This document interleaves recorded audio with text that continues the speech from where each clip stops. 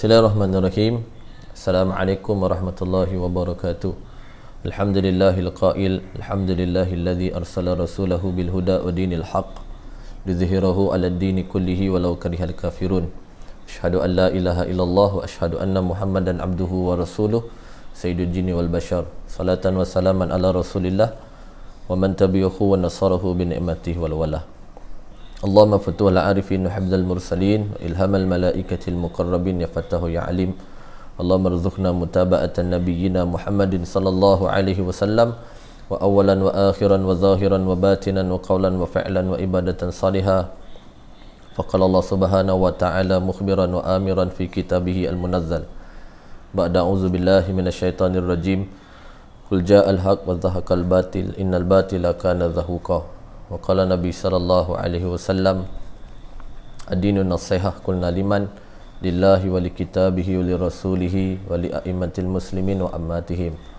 Wa qala Nabi sallallahu alaihi wasallam ni'matani maqbunun fihima katsirun minan nas as-sihah wal faraq. Assalamualaikum warahmatullahi wabarakatuh. Yang saya kasihi sidang pendengar, hadirin mukminin, tuan-tuan, puan-puan, muslimin muslimat, ibu ayah, mudah-mudahan pertemuan kita pada hari ini diberkati Allah Ta'ala. Syukur ta'zim Maha suci Allah atas nikmat Islam dan iman.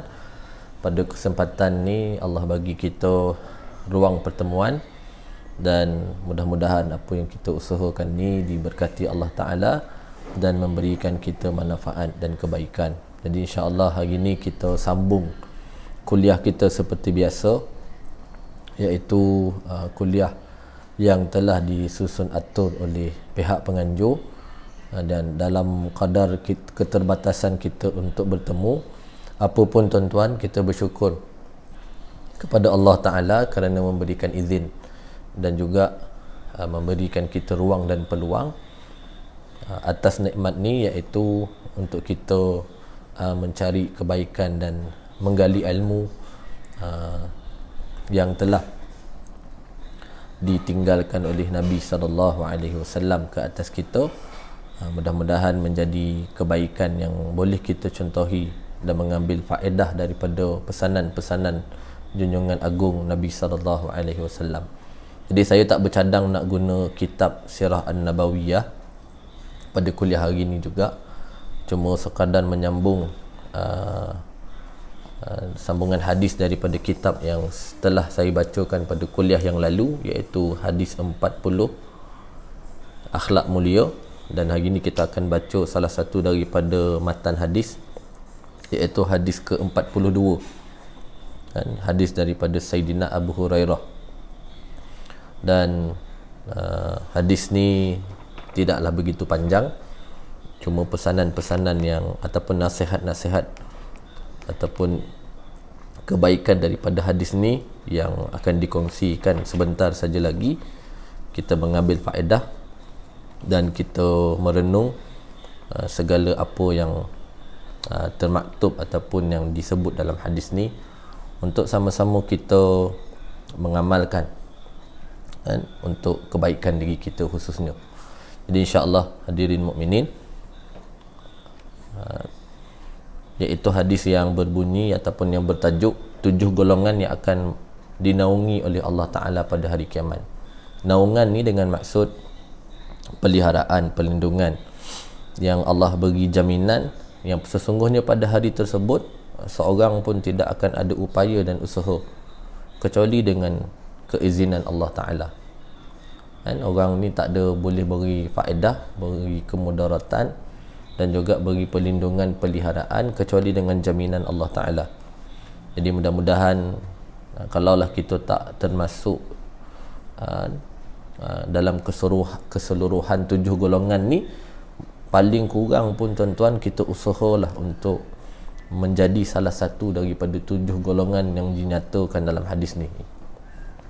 Jadi hadis ni hadis yang ringkas, cuma saya baca matan daripada yang dipetik daripada hadis Bukhari yang berbunyi, tajuk hadis ni masyarakat madani yang diidamkan. Ada 2 kebaikan. Pertama, yang kalau kita usaha untuk menjadi individu-individu yang dinyatakan dalam hadis ni, dia adalah faedah dan manfaat untuk kita hidup di dunia. Dan yang lebih utama nanti adalah kebaikan yang kita ingin usahakan ini, dia mendatangkan kebaikan yang lebih besar untuk kita dapat pada hari kiamat, insya-Allah. Iaitu pada hari yang sangat dahsyat, iaitu hari kiamat, yang masing-masing hidup hanyalah sekadar memikirkan diri mereka sendiri, yang sekadar hanya akan berusaha mencari kebaikan daripada orang lain. Kecuali pada hari itu, tuan-tuan, yang dinyatakan dalam hadis ni, tuan-tuan perempuan yang saya kasih sekalian, adalah kebaikan-kebaikan yang telah dijamin oleh Allah Ta'ala. Jadi dalam maksudnya adalah, pada tajuk hadis ni disebut masyarakat madani yang diidam-idamkan. Masyarakat madani yang diidam-idamkan, iaitu dalam sebuah komuniti masyarakat, inilah di antara ciri-ciri, ini di antara kebaikan-kebaikan yang sewajarnya kita sama-sama renungi untuk kita mengambil pedoman, dan bukan sekadar pedoman, tapi berusahalah kita untuk menjadi sebahagian daripada apa yang disebut dalam hadis ni, insya-Allah. Jadi hadis yang disebut an Abi Hurairah radhiyallahu anhu anin Nabiy sallallahu alaihi wasallam qala, berkata Nabi sallallahu alaihi wasallam, as-sab'atun yuzilluhumullah fi zillihi yaumal la zilla illa zilluh. Ada 7 golongan, kata Abu Hurairah, yang diriwayatkan daripada Nabi sallallahu alaihi wasallam, iaitu golongan yang akan dinaungi oleh Allah Ta'ala pada hari kiamat, yang pada hari itu tidak akan ada perlindungan, peliharaan, tidak akan ada sesuatu kebaikan kecuali hanya di bawah naungan dan jaminan Allah Ta'ala. Jadi 7 golongan ni siapa dia? Jadi sambung dalam hadis tu, Al-Imamul Adil, iaitu pertama sekali imam. Dalam konteks hadis ni dikata imam, bukan sekadar imam yang mengimamkan solat, tetapi dalam maksud yang lebih luas, maksud yang lebih besar adalah disebut pemimpin yang adil. Sebut adil ni senang, tapi nak melakukan keadilan dan memberikan keadilan tu susah. Sebab Allah amat mencintai orang yang dia boleh berlaku adil, termasuk kepada kaum yang dia benci, kaum yang dia tak suka, orang yang pada hemat dia tidak baik. Tapi kalau berbincang tentang keadilan, walaupun pada asalnya dia tak suka, dia benci, dia tak gemar, tapi dia boleh berlaku adil, ini satu daripada kemuncak dengan maksud ihsan, dan daripada itu juga adalah kemuncak dalam maksud sebuah kepimpinan, iaitu memberikan hak kepada yang berhak dan berlaku adil, walaupun ke atas sesiapa sahaja, termasuk haiwan, tumbuh-tumbuhan dan sebagainya. Dan yang seterusnya disambung pada peribadi yang kedua, wasyabun nasya'a fi ibadati rabbih, iaitu pemuda yang hidup dalam ketaatan kepada Tuhan dia. Dia hidup dalam ketaatan, sebab benda taat ni merupakan perintah yang kita tak boleh bantah, yang kita tak ada upaya untuk kita mengelak, kecuali untuk menjadi hamba yang taat kepada Allah dengan sebenar-benar ketaatan. Sebab perintah taat ni perintah yang tinggi dengan maksud takwa, iaitu orang yang takwa ni iaitu membincangkan tentang perihal takut kepada Allah, sehingga dia berupaya tunduk kepada Allah, melakukan segala perintah dan meninggalkan larangan-larangan Allah Ta'ala, ataupun menjauhkan perkara-perkara maksiat, perkara-perkara yang tidak baik. Jadi kita akan huraikanlah lebih panjang. Yang ketiga, dia kata warajulun qalbuhu mu'allakun fil masajid, iaitu orang ataupun individu, dalam hadis ni dia kata lelaki yang diikat hatinya mencintai rumah Allah Ta'ala. Diikat hati ni tuan-tuan, dia rindu untuk senantiasa hadir menunaikan ibadah-ibadah utama di rumah Allah Ta'ala. Orang yang cinta Allah ikat hati dia agar dia sering kali hadir ke rumah Allah Ta'ala untuk melakukan ibadah-ibadah khusus ataupun ibadah-ibadah yang besar. Nanti saya ceritalah antara amalan utama di rumah Allah Ta'ala. Tapi paling kurang, jadi Allah kembalikan rasa kasih ataupun rindu kita, cinta untuk kembali ke rumah Allah Ta'ala, khususnya dalam fasa ni lah. Fasa ni sekarang kita hampir 84 hari, sampai hari ni lebih kurang 84-85 hari kita terhalang untuk menunaikan solat jemaah di masjid, di atas ancaman wabak virus ni lah. Cuma pada keadaan ni tuan-tuan, jangan kita hilangkan, kita doalah banyak-banyak agar Allah tidaklah memadam rasa rindu kita, rasa kasih kita untuk hadir ke rumah Allah Ta'ala selepas daripada ni. Sebab rasa rindu ni pun, rasa kasih ni pun akan diberikan pahala dan faedah yang sangat besar di sisi Allah Ta'ala.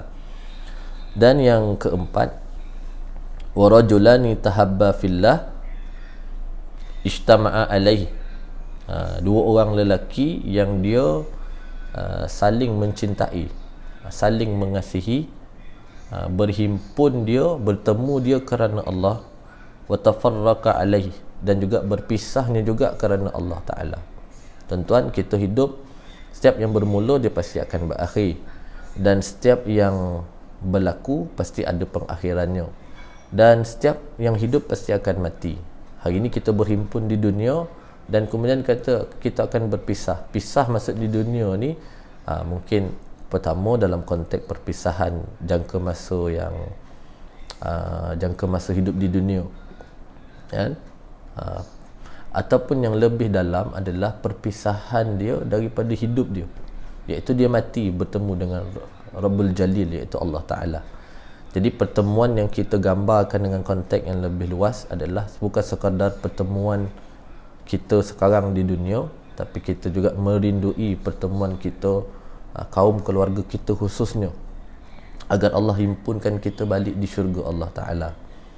Ataupun yang keduanya, berpisahnya kita juga sementara di dunia ni atas sebab mati, sakit, perpindahan daripada satu tempat ke satu tempat, tetapi kita nak juga pertemuan itu berlaku. Dan asbab daripada perpisahan kita di dunia ini, maka Allah kembalikan pertemuan yang sangat hebat di syurga Allah Ta'ala. Jadi tuan-tuan yang saya kasih sekalian, jadi jadikanlah asbab pertemuan kita dengan sesiapa sahaja, khususnya yang paling tinggi di kalangan orang yang beriman ini adalah di antara jalan yang kita boleh pupuk rasa kasih dan sayang kita.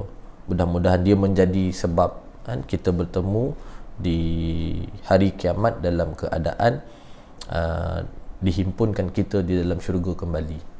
Jadi pada hari kiamat, orang ni di antara orang yang masa dia bertemu sahabatnya di dunia, kaum keluarganya di dunia, dan juga berlakunya perpisahan mereka itu adalah kerana Allah Ta'ala. Hari kiamat dia mendapat naungan di sisi Allah Ta'ala. Yang kelima, warajulun talabathu imra'atun zatu munsibin wa jamalin faqala inni akhafullah. Seorang lelaki yang dia diminta oleh seorang perempuan, datang kepada dia, kan? Disebab apa? Dia cantik, jelitanya dia ditawarkan untuk melakukan kemaksiatan, melakukan zina. Maka dia berkata kepada orang tersebut, faqala inni akhafullah, sesungguhnya aku takut. Orang yang dia lari daripada melakukan maksiat yang besar di sisi Allah Ta'ala, iaitu zina, ataupun dia diajak berzina, maka dia kata inni akhafullah. Bukan sekadar dia kata, tapi rasa takut tu timbul dalam hati dia untuk melakukan kejahatan, melakukan maksiat kepada Allah Ta'ala. Maka di sana nanti dikurniakan naungan dan perlindungan di sisi Allah Ta'ala. Maksud dia apa tuan-tuan? Walaupun dia berseorangan, walaupun dia berdua, tetapi dia lebih takutkan Allah berbanding makhluk. Dia lebih takutkan Allah. Maka dengan kebaikan itu, maka Allah bagi jaminan perlindungan dan peliharaan di pada hari kiamat nanti. Dan yang keenam, dia kata warajulun tasaddaqa ahfa hatta la ta'lama shimaluhu ma tunfiqu yaminuhu, iaitu orang yang dia bersedekah dengan sama ada banyak ataupun sikit, sehingga tangan kiri ni tidak mengetahui apa yang diberikan oleh tangan kanan dia. Apa maksud dia tuan-tuan? Dia beri sedekah ni dengan penuh keikhlasan semata-mata kerana Allah. Cuma di sana adalah orang bertanya, adakah terhalang orang yang dia menunjukkan infak dan sedekah dia? Itu dibolehkan dengan syarat apa dia? Dengan tujuan dia bersedekah untuk menggalakkan orang lain melakukan kebaikan yang sama. Dia akan mendapat kebaikan dan juga faedah daripada sedekah dia. Tapi yang lebih baik, orang yang dia sedekah bukan sekadar dia sedekah kan, tetapi wujud rasa keikhlasan dia sangat mendalam, sehinggalah digambarkan tangan kiri tidak mengetahui apa yang diberikan oleh tangan kanan dia. Maksud dia apa? Semata-mata dia mengharap keikhlasan di sisi Allah Ta'ala. Dan yang terakhir daripada hadis ni, wa rajulun zakarallahu khaliyan fafadat ainahu, iaitu seorang lelaki yang dia bersendirian, dengan maksud dia beruzurlah, yang senantiasa dia ingat kepada Allah Ta'ala sehingga ingatan dia yang sangat dalam, ingatan yang sangat ikhlas, maka mengalir air mata dia. Mengalir air mata ni adalah daripada dia menginsafi daripada dosa-dosa yang dia lakukan dan dia memohon ampun kepada Allah Ta'ala. Jadi tuan-tuan yang saya kasih sekalian, puan-puan yang saya kasih sekalian, jadi insya-Allah hadis ni bagi kita beberapa pesanan yang sangat dalam untuk sama-sama kita lanjutkan perbincangan ni. Maka ringkas daripada keterangan hadis ni, pertama, pemimpin yang adil. Ini di antara contoh-contoh peribadi dan individu-individu yang sangat diidam-idamkan dalam Islam. Maka kita usahalah mencari kebaikan daripada maksud hadis ni, dan usahalah kita kiranya kita di antara orang yang boleh menjadi sebagaimana yang disebut dalam hadis ni, insya-Allah. Pertama sekali dia kata pemimpin yang adil. Sudah pasti pemerintahan yang adil itu akan disenangi oleh rakyat kerana rakyat merasakan kebahagiaan daripadanya. Itu sebab kita mengidamkan sebuah kepimpinan yang stabil, kepimpinan yang sangat baik, kepimpinan yang boleh menaungi semua segmen masyarakat, iaitu berlaku adil dan memberikan kebaikan dari segi segala aspek, dengan ekonominya, politiknya, dengan kehidupan bermasyarakatnya, yang tidak menzalimi rakyat di bawah pemerintahannya.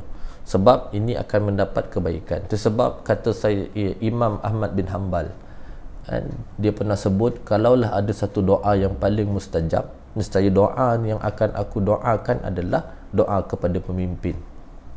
Apa maksud dia? Kalaulah Allah bagi dia satu doa yang paling mustajab, dia kata doa yang aku akan pilih adalah doa untuk pemimpin.